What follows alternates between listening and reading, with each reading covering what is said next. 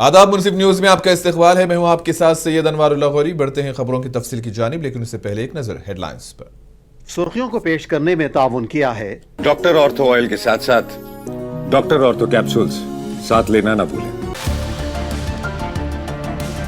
वजीर आजम मोदी का 25 फरवरी से 2 रोजा दौरा Israel. Narendra Modi Israeli parliament से करेंगे खिताब।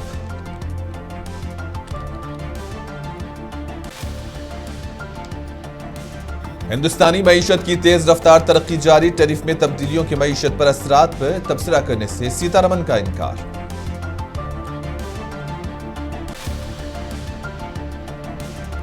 हिंद तिजारती मुआहदे से किसानों के मफादात मुतासिर। कांग्रेस लीडर इमरान मसूद ने मोदी हुकूमत को बनाया निशाना।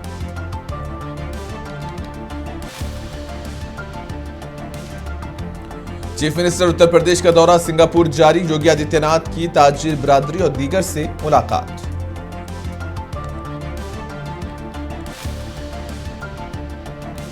सुप्रीम कोर्ट हमारा खुदा है। स्वामी सरस्वती का तासुर। स्वामी ने योगी हुकूमत को करार दिया हिंदू मुखालिफ।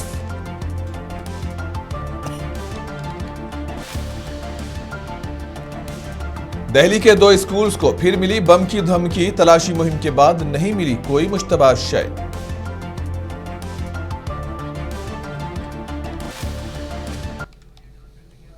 वजीर आजम नरेंद्र मोदी 25 फरवरी इसराइल के 2 रोजा दौरे पर होंगे। इसराइली वजीर आजम बेंजामिन नेतन्याहू ने पीएम मोदी के दौरे को एक तारीखी लम्हा करार देते हुए कहा कि यह दोनों ममालिक के दरमियान मजबूत ताल्लुकात की अक्कासी करता है।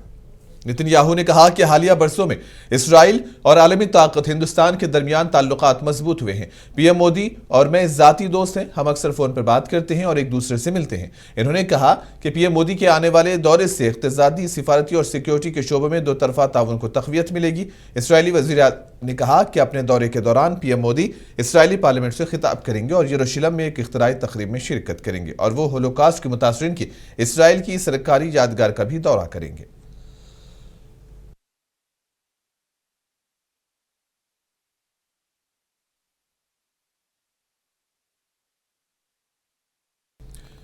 मरकजी वजीर खजाना निर्मला सीतारमन ने कहा है कि हिंदुस्तानी मईशत पर अमरीकी टैरिफ तब्दीलियों के असरात तबसरा करना अभी कबल अज़ वक्त है और इन्होंने कहा है कि अमरीकी टैरिफ में तब्दीलियों से हिंदुस्तानी मईशत पर असर जरूर पड़ेगा, ताहम अभी इस पर कोई तबसरा करना ठीक नहीं होगा। इन्होंने कहा कि हिंदुस्तानी मईशत इस वक्त तेजी से तरक्की कर रही है, ताहम टैरिफ में तब्दीली से मुताल्लिक अभी कुछ कहना कबल अज़ वक्त होगा। On the Indian economy, I think it's a bit too soon for me to comment. But on the trade, particularly, aside from the Indian economy in general, the Commerce Ministry is reviewing the situation. The delegation will have to take a call on when they're going to go for further negotiations. So it's a bit too early for me to comment.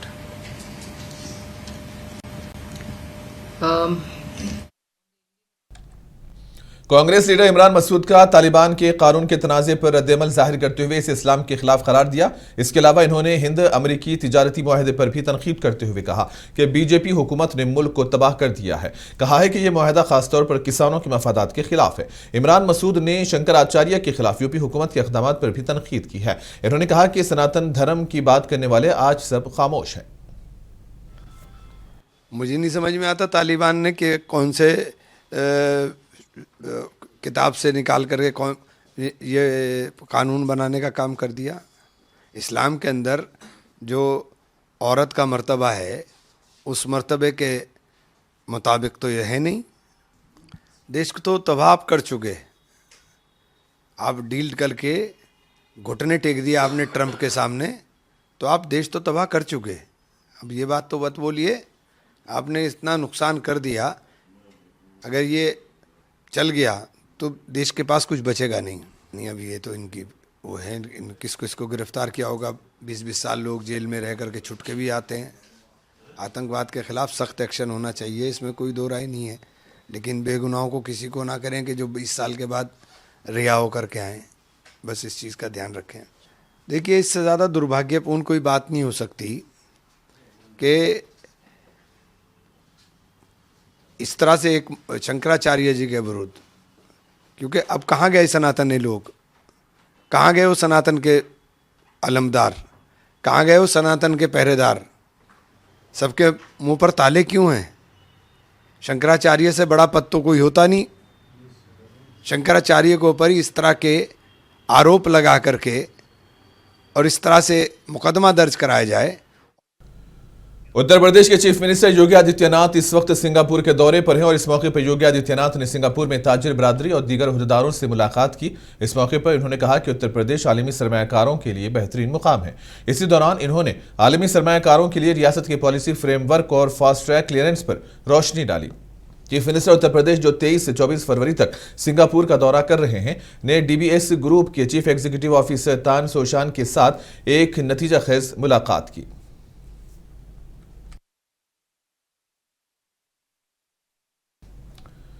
स्वामी सरस्वती ने कहा कि वो गिरफ्तारी का सामना करने के लिए तैयार हैं। उन्होंने कहा कि वो तहकीकात में मुकम्मल ताउन का यकीन दिलाते हैं और इन्होंने मीडिया से बात करते हुए उत्तर प्रदेश हुकूमत और चीफ मिनिस्टर को शदीद तनकीद का निशाना बनाया। इन्होंने कहा कि उत्तर प्रदेश की पुलिस तहकीकात कर रही है, हालांकि आवाम का मानना है कि उन्हें यूपी पुलिस पर भरोसा नहीं, लेकिन इसके बावजूद वो तहकीकात में मुकम्मल ताउन करेंगे। ऐसा है कि जो भी आएंगे उनका स्वागत है। अगर कोई जांच की जा रही है तो उसमें हम लोग सहयोग करेंगे, क्योंकि पुलिस को, स्टेट को किसी मामले को निस्तारित करने में जितनी रुचि है उससे ज्यादा हमें भी है कि ये कलंक लगाया गया है, जल्दी से उसका निस्तारण है। तो जो लोग भी छद्मवेशधारी हैं उनका पर्दाफाश होना ही है, ना होने का कोई सवाल ही नहीं है। इसलिए हम लोग निश्चिंत हैं। उत्तर प्रदेश की पुलिस जांच कर रही है, हालांकि जनता कह रही है कि उत्तर प्रदेश की पुलिस पर हमको भरोसा नहीं है। दूसरे प्रदेश की, जहां पर बीजेपी की गवर्नमेंट ना हो, वहां की पुलिस जांच करे, और हम तो जो पुलिस आ रही है उसी के लिए तैयार है कि भाई पूछ लो क्या पूछना है प्रश्न। तो महाराज जी सपोर्ट करेंगे पूछताछ में? हाँ जी, गिरफ्तार हमें कुछ जानकारी नहीं है। आप लोग जो बता रहे हो आप लोग ज्यादा जानते हो। गिरफ्तारी का प्रश्न नहीं बनता है, क्योंकि गिरफ्तारी 3 कारणों से की जाती है। एक, जो घटना हुई है अगर, तो उसका एविडेंस सुरक्षित रखने की दृष्टि से। दूसरे, मेडिकल टेस्ट कराने की दृष्टि से। और तीसरे, जो अभियुक्त है जिसके ऊपर आरोप लगाया गया है वो कहीं भाग ना जाए। तो आप देखिए इतने दिन बिता दिए गए हैं या जो शिकायत करता है उनकी ओर से कि अब एविडेंस तो सुरक्षित रहने की कोई बात ही नहीं है, और झूठे मुकदमा भी झूठा है तो एविडेंस। सेबी के चेयरमैन तोहिन कांता पांडे ने आज मुंबई में मुनक्किदा National Institute of Securities Markets की प्रेस कॉन्फ्रेंस में शिरकत की और इस मौके पर तोहिन कांता पांडे ने म्यूचुअल फंड्स और दीगर उमूर पर तफसीली तौर पर तबादले ख्याल किया। So actually, we have been, as you must have noticed, that we are undertaking comprehensive reviews of different regulations.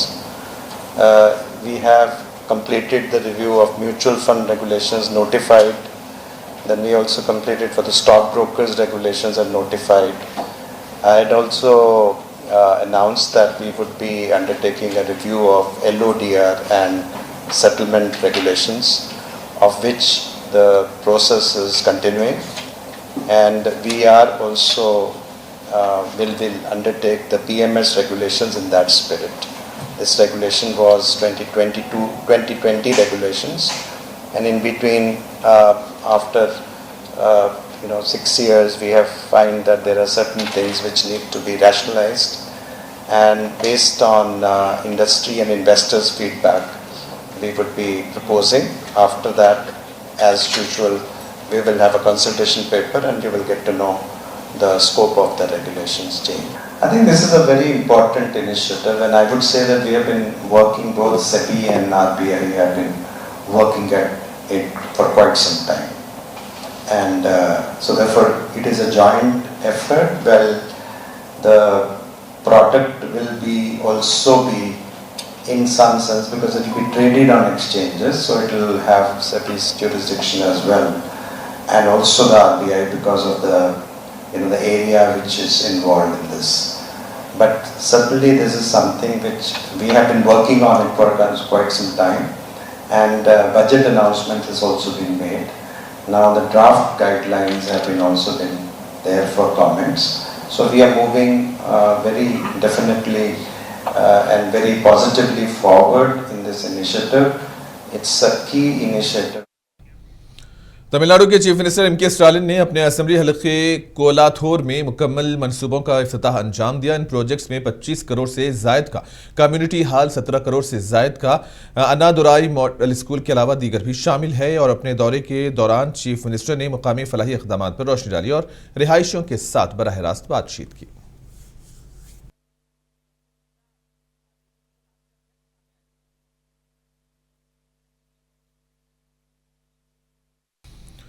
Jammu Kashmir के डोडा में इंसदाद दहशतगर्दी ऑपरेशंस पर फौज और पुलिस ने आज मुश्तरका प्रेस कॉन्फ्रेंस की। इस प्रेस कॉन्फ्रेंस के दौरान फौजी ओहदेदारों और पुलिस ओहदेदारों ने सरहद के सिक्योरिटी हालात और दहशतगर्द सरगर्मियों से मुतालिक तफसीलात से आगाह किया। इन्होंने कहा कि अच्छी बात यह है कि अवाम हिंदुस्तान के साथ है, जिसकी वजह से दहशतगर्द कभी अपने नापाक मनसूबों में कामयाब नहीं हो पाएंगे। उम्मीद है यह जंग तब तक जारी रहेगी जब तक कि ये जो टेरर का नेटवर्क है वो पूरी तरह से उसका सफाया नहीं हो जाता। साथ ही साथ नॉन काइनेटिक फ्रंट पे भी हमारे ऑपरेशंस चल रहे हैं।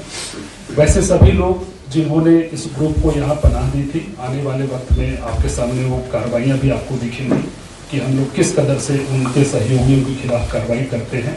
और इस नॉन काइनेटिक फ्रंट पे जो टेरर का जो इकोसिस्टम है उसको पूरी तरह से निस्तानाबूद करने की हमारी कोशिश वो अभी भी जारी है और आने वाले वक्त में उस पर हम आपको और भी बेहतर कार्रवाई देखने को मिलेगी। धन्यवाद।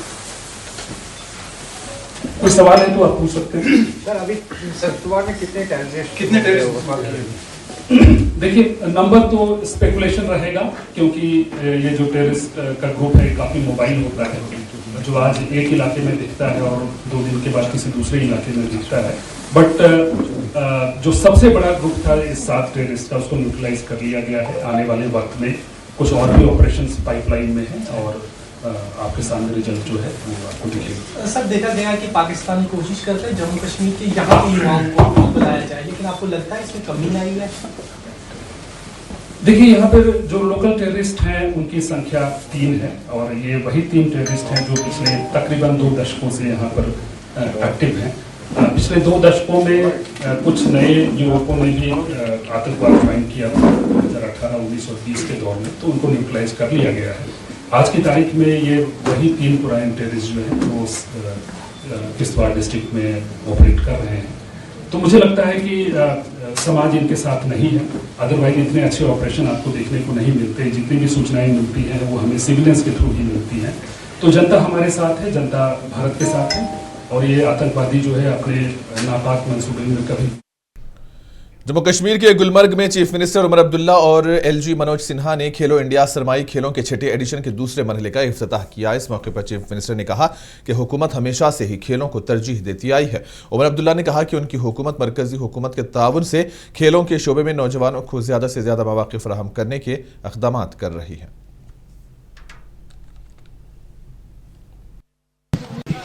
ये अपने आप में बड़ी बात है कि लगातार 6ठी मरतबा खेलो इंडिया विंटर गेम्स जो है वो गुलमर्ग में ऑर्गेनाइज हो रहे हैं। इसी से पता चल जाता है कि इस मुल्क में विंटर गेम्स के हवाले से इससे बेहतर कोई जगह आपको मिलेगी नहीं। लेकिन ये भी सच्चाई है कि मौसम के हालात बदल रहे हैं। फरवरी में गुलमर्ग में इतनी गर्मी का हम पहले कभी सोच भी नहीं सकते थे, लेकिन ये अब असलियत है और इस असलियत को हमें कबूल करना होगा और आगे जाके क्या इकदाम उठाने होंगे उसके बारे में मैंने अपनी तकरीर में भी कहा, इससे पहले भी मैंने कहा है। आप देखें दुनिया में आज कितने भी विंटर गेम्स होते हैं वो बिना आर्टिफिशियल स्नो के मुमकिन नहीं होते। अब कल इटली में कोर्टिना में विंटर ओलंपिक्स जो है उनका क्लोजिंग सेरेमनी हुआ। बिना आर्टिफिशियल स्नो के ये ओलंपिक्स हो ही नहीं पाते और 1970s के बाद ये अब साबित हुआ है कि हर विंटर ओलंपिक्स में आर्टिफिशियल स्नो की जरूरत पड़ी। अब कहीं ना कहीं गुलमर्ग में भी हमें इस तरह के फैसिलिटीज बनाने होंगे दोनों लिहाज से। एक तो स्पोर्ट्स के लिए ताकि एक दिन ऐसा आए कि हम भी वहां मेडल पोजीशन में हों, और दूसरा टूरिज्म के लिए, क्योंकि गुलमर्ग के लिए विंटर टूरिज्म जो है वो अपने आप में बहुत मायने रखती है और इस विंटर टूरिज्म को हम और ज्यादा चला सकें उसके। कौमी दारुल हुकूमत नई दिल्ली में आज फिर 2 स्कूल्स को ईमेल के जरिए बम की धमकियां मौसूल हुई हैं, जिससे सिक्योरिटी एजेंसीज पर बड़े पैमाने पर तलाशी कार्रवाइयां शुरू हो गई हैं। और पुलिस के मुताबिक धोला कुवान में आर्मी पब्लिक स्कूल और लोधी रोड पर एयरफोर्स बाल भारती स्कूल को बम की धमकियां मौसूल हुई। एक सीनियर पुलिस अफसर ने बताया कि दोनों स्कूल्स की इंतजामिया ने धमकी आमेज ईमेल मौसूल होने के बाद सुबह हुकाम को मुतल्ला किया। और अफसर ने कहा कि 2 स्कूल्स आर्मी पब्लिक स्कूल और धोला कुवान और एयरफोर्स बाल भारती स्कूल लोधी रोड में ईमेल के जरिए बम की धमकी मौसूल हुई थी। एहतियाती तदाबीर के तौर पर अहाते को खाली करा लिया गया था और मुकम्मल तलाशी कार्रवाइयां की गई। इत्तला मिलते ही Delhi police, bomb disposal squad, dog squad और दिल्ली फायर सर्विस की टीमें मौके पर पहुंची। तुलबा और अमले की हिफाजत को यकीनी बनाने के लिए इन स्कूल्स के अतराफ के इलाकों को घेरे में ले लिया गया। ताहम तलाशी के बाद कोई मुश्तबा शय दस्तयाब नहीं हुई। रोज रोज बम ब्लास्ट की थ्रेट आ जाती है, बच्चे परेशान हो रहे हैं, हम लोग भी, पेरेंट्स भी परेशान हो रहे हैं। इसका कोई सॉल्यूशन ही निकल रहा, पता नहीं क्यों परेशान कर रहे हैं। बम वाले या स्कूल वाले भी कितने परेशान हैं। रोज रोज ऐसे पेरेंट्स को कॉल करके बच्चों को लेने आना पड़ता है। मेरे बच्चे दोनों एक क्लास 1 और क्लास 2 में हैं। हर हफ्ते ऐसा होता है यहाँ पर कि पिछले अभी ट्यूसडे को हुआ, आज मंडे को हुआ, उससे पिछले हफ्ते हुआ। अभी मैंने दिल्ली पुलिस के कुछ लोग खड़े थे, मैंने उनसे बात करी। मैंने भाई आप इसको पकड़ते क्यों नहीं है, कुछ पता तो चले। आए दिन लोग पेरेंट्स छोड़ के जाते हैं और फिर थोड़ी देर बाद मैसेज आ जाता है। तो इस पर भाई कार्रवाई सरकार को करनी चाहिए। बंगाल बीजेपी के सीनियर लीडर दिलीप घोष ने मगरबी बंगाल के सीनियर लीडर मुकुल राय के इंतकाल पर गहरे अफसोस का इजहार किया। दिलीप घोष ने कहा है कि मुकुल राय ने मगरबी बंगाल की सियासत में बड़ा हिस्सा डाला है। टीएमसी और बीजेपी दोनों को इनसे फायदा हुआ। दिलीप घोष ने कहा कि ममता बनर्जी को भी मुकुल राय से बहुत फायदा हुआ क्योंकि वो बंगाल के सीनियर लीडर थे। बंगाल के बहुत वरिष्ठ नेता थे और टीएमसी के राष्ट्रीय नेता थे, केंद्रीय मंत्री थे और लंबा समय उनका राजनीति का था। बहुत योगदान भी था बंगाल राजनीति में, विशेष करके ममता बनर्जी के लिए तो बहुत बड़ी काम की उन्होंने। उनका अनुभव का लाभ बीजेपी को भी मिला। बीजेपी में साथ में थे, हमारे साथ भी कुछ साल काम किए उन्होंने। मजबूरी के कारण वो पार्टी छोड़ के गए, लेकिन जो भी हो काफ़ी दिन से बीमार थे, तकलीफ में थे, स्वर्गवास हुआ है। लेकिन मुझे लगता है कि अभी भी उनका योगदान देने का समय था, लेकिन बीमार हो गए हो तो आत्मा को शांति मिले। महाराष्ट्र कानून साज असेंबली का बजट इजलास आज से शुरू हो रहा है। ताहम यह रियासत की तारीख का पहला मौका है जब दोनों ऐवानों में कायदे हिज़्ब इख्तलाफ मौजूद नहीं। अपोजिशन इत्तेहाद महाविकास अघाड़ी ने इस सूरत-ए-हाल को जमहूरी रिवायात के लिए खतरा करार दिया है और कहा है कि कायदे हिज़्ब इख्तलाफ की अदम मौजूदगी से एहतिसाब और तवाजुन के इदारे जाती अमल कमजोर पड़ता है, खासतौर पर ऐसे वक्त में जब बरसरे इख्तिदार इत्तेहाद को वाज़े अक्सरियत हासिल है। शिवसेना यूबीटी के राज्यसभा MP संजय राउत ने कायदे हिज़्ब इख्तलाफ के ओहदे न दिए जाने की जमहूरियत पर दाग करार दिया है। दूसरी जानिब भास्कर जाधव ने इल्जाम लगाया कि हुक्मरान इत्तेहाद जमहूरी अमल को दानिस्ता कमजोर कर रहा है।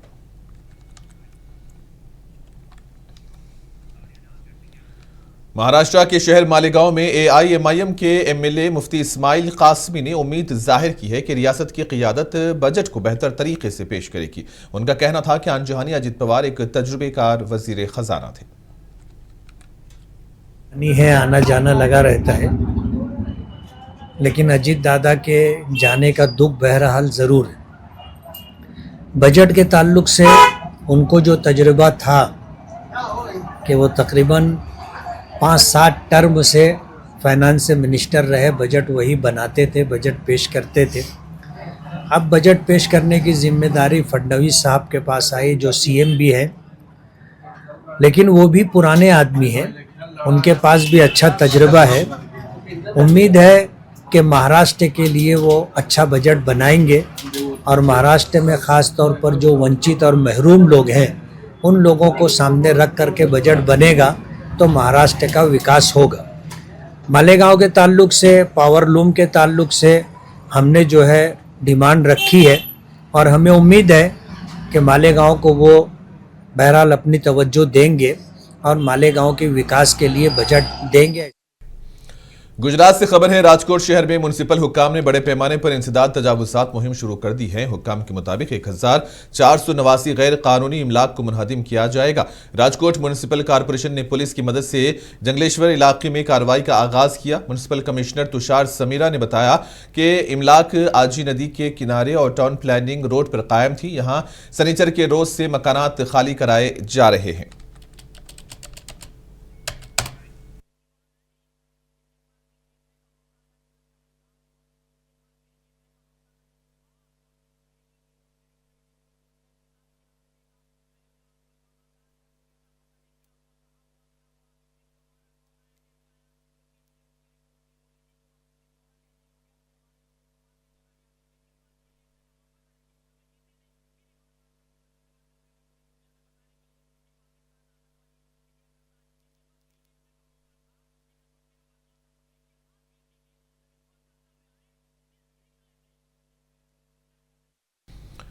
मध्य प्रदेश के शहर जबलपुर से खबर है, सिरोही इलाके में मजहबी कशीदगी फैल गई। इतलात के मुताबिक सख्तगीर हिंदू तंजीमों से वाबस्ता हुजूम ने मुस्लिम कम्युनिटी के घरों और दुकानों को निशाना बनाया, तोड़फोड़ की, आग लगाई और लूटमार की। मुजाहिरीन के पास तेजधार आलात और आतिशगीर मवाद मौजूद था। पुलिस ने वाक़े के बाद 49 मुस्लिम अफराद को गिरफ्तार किया जिन पर तशद्दुद के इल्जामात हैं। मुस्लिम कम्युनिटी का कहना है कि गिरफ्तार शुदगान मस्जिद में तरावी पढ़ रहे थे। मुकामी जराये के मुताबिक इबादत गाहों पर लाउड स्पीकर के इस्तेमाल से कशीदगी पैदा हुई जो खतरनाक सूरत हाल में तब्दील हुई।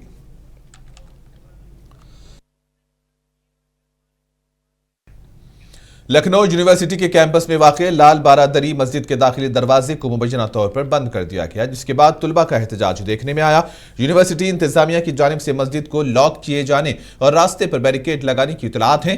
सोशल मीडिया पर गर्दिश करने वाली वीडियोज में मुस्लिम तुलबा को मस्जिद के बाहर नमाज अदा करते हुए देखा जा सकता है और इसी बीच एक खुशनुमा मंजर भी देखने को मिला। यूनिवर्सिटी के हिंदू तुलबा ने नमाज अदा कर रहे तुलबा की हिफाजत की और उनके अतराफ एक हिसार नुमा इंसानी जंजीर बना दी थी। अपने मुस्लिम साथी तुलबा के साथ इजहार यकजहती के तौर पर हिंदू तुलबा ने इंसानी जंजीर बना दी थी। तुलबा के ग्रुप ने दावा किया है कि कैंपस में मौजूद लाल बारादरी मस्जिद एक कदीम इबादतगाह है जहां बाकायदा नमाज अदा की जाती रही है और इसे अचानक बंद किए जाने पर तशवीश पाई जा रही है।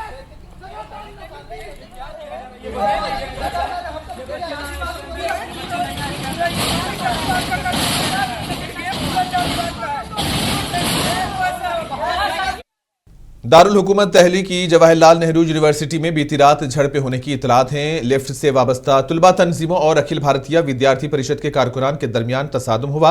जराये के मुताबिक जात पात से मुताल्लिक मुबैना रिमार्क्स पर जारी एहतजाज के बाद कशीदगी बढ़ी।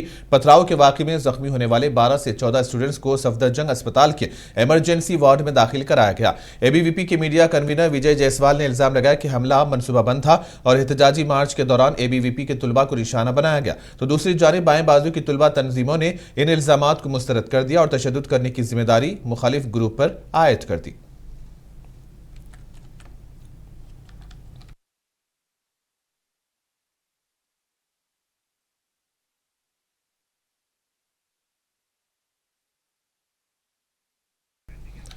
देहरादून से एक अहम बयान सामने आया है। आरएसएस के सरबराह मोहन भागवत ने कहा है कि संघ हिंदुत्व की सियासत नहीं करता बल्कि मजबूत मुआशरा और मजबूत कौम बनाने के लिए फर्द की तरक्की पर यकीन रखता है। ये बात उन्होंने संघ की 100 साला तकरीबात के मौके पर कही।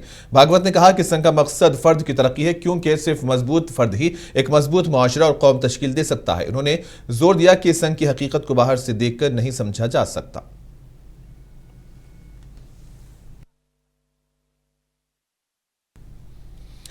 झारखंड में आज 48 शहरी बलदी इदारों के इंतखाबात हो रहे हैं। वोटिंग आज सुबह 7 बजे शुरू हुई और शाम 5 बजे तक जारी रहेगी। रांची में पहले वोट डालने वालों में काफी जोशो खरोश देखा गया। इलेक्शन हुक्काम के मुताबिक 43 लाख से ज्यादा वोटर्स 6000 से ज्यादा उम्मीदवारों की किस्मत का फैसला कर रहे हैं। इंतखाबात मेयर और चेयरपर्सन के ओहदों के साथ साथ 1043 वार्ड्स में काउंसलर्स के लिए भी हो रहे हैं, जिनमें 9 म्युनिसिपल कॉर्पोरेशन, 20 नगर परिषद और 19 नगर पंचायत शामिल हैं। दारुल हुकूमत रांची के पोलिंग बूथ से मौसूला मनाजिर में वोटर्स की सुबह सवेरे शिरकत भी देखी गई है।